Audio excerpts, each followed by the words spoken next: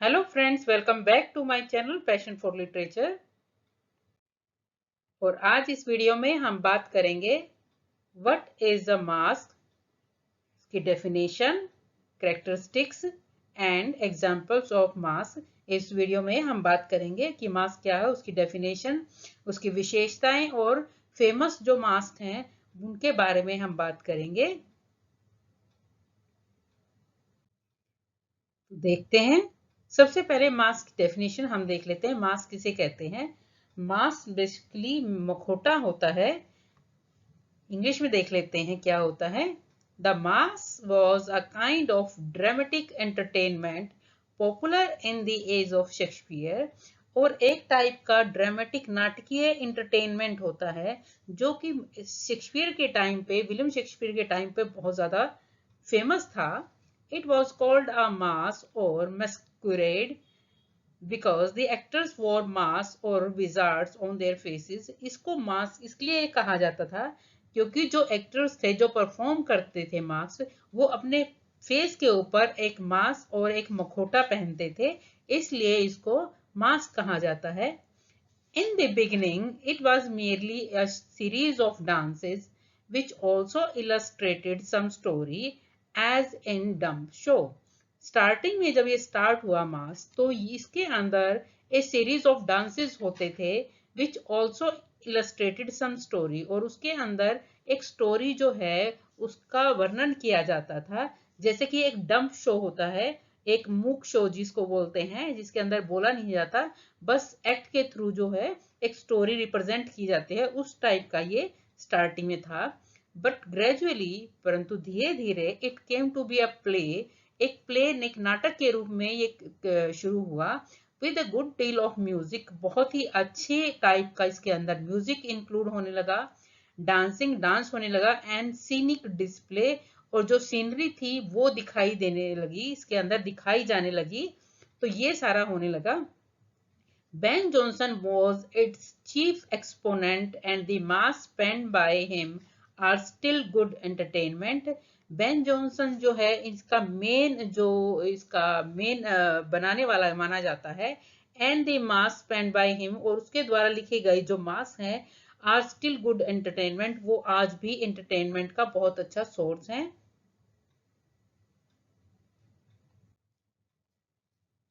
अब बात करते हैं मास के बैकग्राउंड के बारे में। The mask was a form of festive courtly entertainment that flourished in 16th and early 17th Europe. Mask जो है एक फॉर्म है कोर्टली एंटरटेनमेंट की, यानी दरबार के एंटरटेनमेंट की एक फॉर्म मानी जाती है, जो कि 16 से लेके अर्ली 17 सेंचुरी के यूरोप में बहुत ज्यादा फेमस थी। दो it was develop earlier in Italy, हालांकि इटली में ये उससे पहले से ही डेवलप हो चुकी थी। अ मास इन्वॉल्व म्यूजिक, एक मास के अंदर म्यूजिक होता है, डांसिंग होती है, सिंगिंग होती है, एक्टिंग होती है, with in an elaborate stage design. और स्टेज का जो डिजाइन होता है बहुत ही ज्यादा इलेबोरेट होता है, यानी एक टाइप का शाही जो डिजाइन होता है स्टेज का वो होता है, यानी बहुत ही ज्यादा, जैसे आप बहुत बड़ी बड़ी मूवीज जो देखते हैं, वो उनके अंदर स्टेज जो होता है, डांस होता है, जो म्यूजिक होती है, जो एंटिक जो एक्टिंग होती है, सब कुछ इलेबोरेट होता है, बहुत ही ज्यादा शानदार जो होता है। ऐसे ही मास्क का होता था, in which the architectural framing and costume might be designed by a renowned architect। और उसके अंदर जो मास्क होता था, जो कॉस्ट्यूम्स जो पहनते थे मास्क परफॉर्म करने वाले, और जो आर्किटेक्ट होता था वो प्रॉपरली डिजाइन किया जाता था आर्किटेक्ट के द्वारा। यानी जो मास्क होगा उसके अंदर जो एक्टर्स होंगे वो कौन सी कॉस्ट्यूम्स पहनेंगे, तो वो डिजाइन करने का काम जो फेमस जो आर्किटेक्ट्स होते थे वो सारा डिजाइन करते थे। To present a deferential allegory flattering to the patron. और ये सारा इसलिए किया जाता था ताकि जो जो शाही हैं, जो राजा महाराजा हैं, यानी जो उनको एक्टर्स को और जो बाकी सब हैं उनको फ्लैटर राजा वगैरह को फ्लैटर करने के लिए यानी उनकी चापलूसी करने के लिए एक टाइप से मास्क होता था, यानी उनकी फ्लैटरिंग होती थी। Professional actors and musicians were hired, और इसके लिए प्रॉपर जो प्रोफेशनल एक्टर्स और म्यूजिशियंस होते थे उनकी हायरिंग की जाती थी, उनको बुलाया जाता था। For the speaking and singing part, जो बोलने वाला पार्ट होता था मास्क के अंदर, उसके अंदर जो सिंगिंग का और बोलने का पार्ट था वो प्रोफेशनल म्यूजिशियन करते थे और एक्टर्स करते थे। मास्कर्स हु डिड नॉट स्पीक और सिंग वर ऑफन कोर्टियर्स, और जो ना तो बोलते थे और ना ही गाते थे वो हमेशा दरबारी होते थे।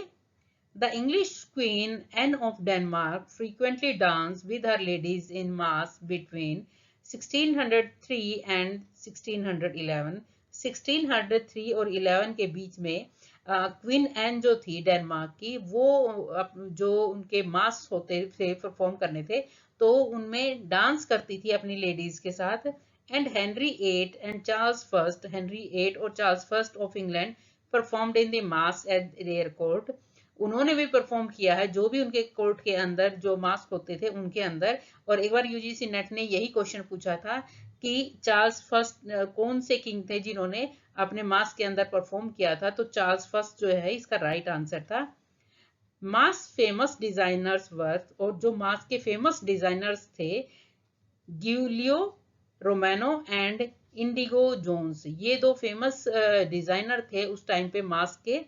तो यूजीसी नेट का एक बार डायरेक्ट क्वेश्चन था कि मास्क के जो डिजाइनर थे वो कौन थे, तो इसका राइट आंसर ये था ऑप्शन में इंडिगो जोन्स। तो ये दोनों ही नाम आप इंपॉर्टेंट है, ये याद रखिएगा, बहुत इंपॉर्टेंट है ये। अब बात करते हैं कैरेक्टरिस्टिक्स ऑफ मास्क, मास्क की क्या फीचर्स होती हैं, क्या विशेषताएं होते हैं, अब हम बात करते हैं। The salient features of a masque are, जो मेन इंपॉर्टेंट विशेषताएं होती हैं एक मास्क की वो क्या होती हैं। The use of allegorical and mythical subjects, इसके अंदर अलंकारिक और पौराणिक सब्जेक्ट्स यूज किए जाते हैं, यानी पुराने राजा महाराजा देवी देवताएं उनके बारे में ये इनका मेन जो सब्जेक्ट होता है ये होते हैं। Second, the characters are usually gods and goddesses, जो मोस्टली जो कैरेक्टर्स होते हैं वो गॉड्स और गॉडेसेस होते हैं। ऑफ क्लासिकल माइथोलॉजी, क्लासिकल पौराणिक कथाओं से जो गॉड और गॉडेसेस होते हैं वो इनके सब्जेक्ट होते हैं। और पर्सोनिफाइड क्वालिटीज या फिर कुछ मानवीकरण क्वालिटीज हैं उनके वो भी सब्जेक्ट्स होते हैं, जैसे delight, grace, love, harmony, रिविल, sport, laughter, यानी ये जो करेक्टर्स हैं ये किसी ना किसी को पर्सोनिफाई करते हैं और उनके ऊपर भी मास्क बनते हैं।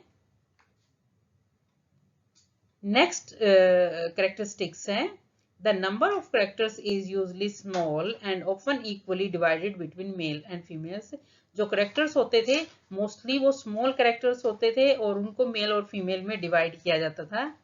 नेक्स्ट है the entertainment is much shorter than the regular drama, इसके अंदर जो एंटरटेनमेंट होता था वो थोड़ा कम होता था जितना कि रेगुलर ड्रामाज में होता है उससे कम होता था। नेक्स्ट है the scenes are laid in some ideal region, और जो सीन्स होते हैं वो एक विशेष एक आदर्श एक ऐसे स्थान के ऊपर होते थे, such as the hill of knowledge, जैसे कि हिल ऑफ नॉलेज के ऊपर, the house of chivalry, house of chivalry के ऊपर, the house of Oceanus, the fountain of delight, ये प्लेसेस के नाम है, रीजन्स के नाम है। और at least in some far of region, या कुछ दूर दराज के रीजन्स हैं उनके ऊपर। पिक्चरस एंड रोमांटिक, और जो क्वालिटीज होती थी, जैसे ये एक टाइप का इस पिक्चर्स में आप देख सकते हो, एक टाइप का ये परफॉर्मेंस है मास्क की, और इसके अंदर आप सीनरी जो है वो देख सकते हो, इनकी कॉस्ट्यूम्स आप देख सकते हो, मतलब सब कुछ इलिवेटेड स्टाइल है बहुत ही ज्यादा, और जो है रोमांटिक इसकी थीम होती थी। The rhyme verse is used, और इसके अंदर राइम वर्स यूज किया जाता था।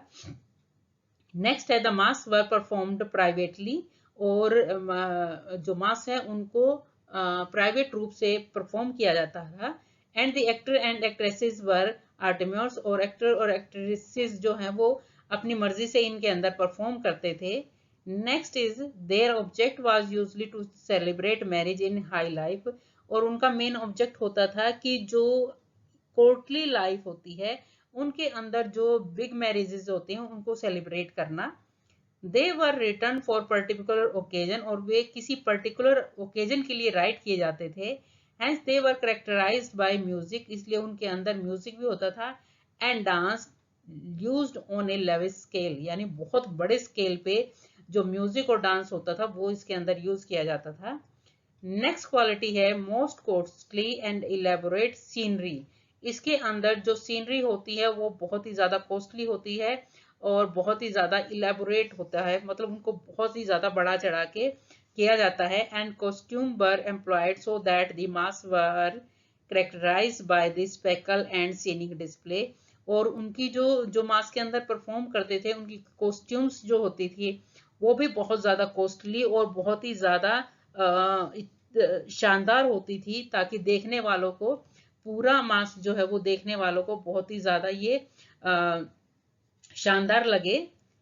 With in the masque there is usually a ridiculous masque, और एक मास के अंदर कई बार एक रेडिकुलस मास भी यूज किया जाता था, ऐसा मास जिसको हंसी मजाक वाला, और एंटी मास, उसको एंटी मार्क्स भी कहा जाता था। परफॉर्म्ड पार्शली बाय सर्वेंट्स, और ये परफॉर्म किया जाता था नौकरों के द्वारा। पार्शली बाय एक्टर्स, कई बार एक्टर्स के द्वारा। हायर्ड फॉर द पर्पस, जो कि इसी पर्पस के लिए हायर किए जाते थे, मतलब एक टाइप से रेडिक्यूल करने के लिए, मजाक उड़ाने के लिए। And generally separated from the actual masque, और इसको एक्चुअल मार्क्स से अलग किया जाता था by change of the scene, scene को चेंज करने के लिए बीच बीच में रेडिकुलस मार्क्स भी यूज किए जाते थे। तो ये कुछ 10 इंपॉर्टेंट फीचर्स थी मास की। अब हम बात करते हैं कि मेन फेमस मास कौन कौन से हैं। सबसे पहला मोस्ट इंपॉर्टेंट मास है मिल्टन का, जॉन मिल्टन का कैमस।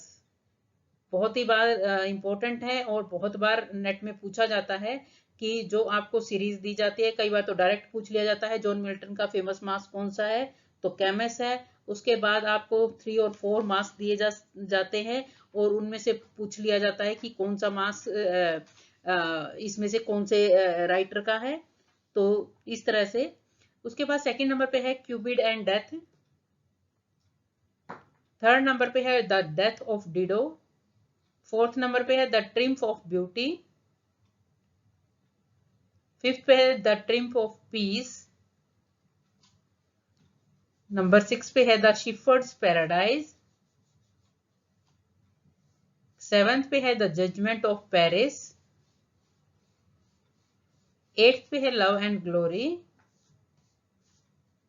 नाइन्थ पे है the crown of India. 10th पे है द क्राउन ऑफ इंडिया, यही है, इसके बारे में डिटेल थोड़ी सी। Was a masque and elaborate theatrical presentation, और ये एक थिएटर प्रेजेंटेशन था।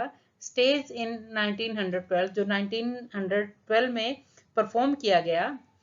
To celebrate the visit of the preceding December of King George V and 5 and Queen Mary to Delhi for their coronation as emperor and empresses of India.